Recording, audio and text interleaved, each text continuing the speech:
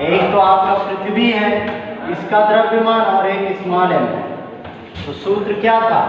F बराबर G m1 into m2 अपान यही था ना। तो यहाँ पर हम ये m कितना है? Capital M। ये कितना है? बस स्क्वायर को हटाइए नहीं, सूत्र बन गया। क्या हटेगा? यहाँ पर ये नहीं है सर। दूरी का क्या होता है? वर्ग। नियम पूछ रहे हैं तुमसे, द्वितीय नियम क्या है? F बराबर m इंटू वी। द्रव्यमान गुणे त्वरण। यहाँ पर लिख दो बल बराबर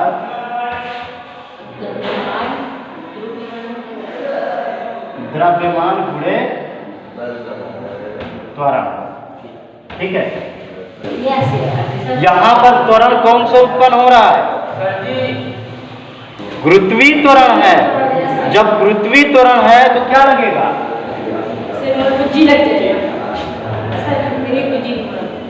ठीक है। तो m इंटू जी।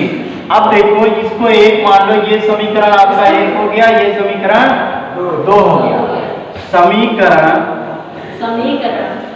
एक व दो से। ठीक है। F बराबर क्या है?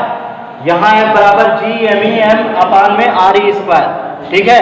तो यहाँ F की जगह पर हम इसको रख दें, रख सकते हैं, रख देंगे। क्या हो जाएगा?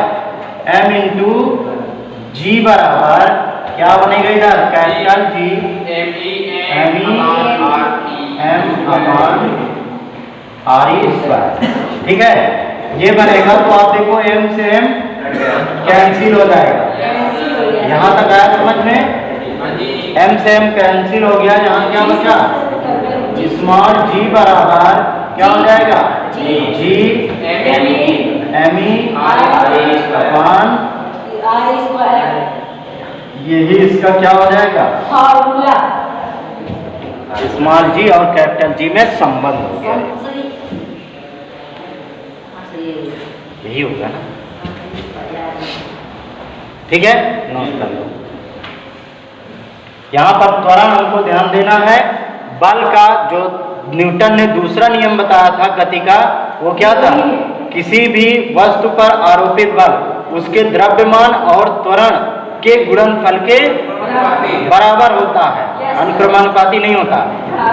द्रव्यमान और त्वरण के गुणनफल के बराबर होता है। तो वही चीज मैंने लिखा m इंटू ए, बल बराबर द्रव्यमान गुणे त्वरण, लिखा ना। अब यहाँ पर त्वरण कौन सा है? गुरुत्वीय त्वरण लग रहा है। तो गुरुत्वीय त्वरण के लिए हम क्या रखते हैं? स्मॉल जी। अब यहाँ पर देख रहे हैं दोनों में F है ना। तो ये F की जगह पर ये भी F बराबर है, ये भी F बराबर।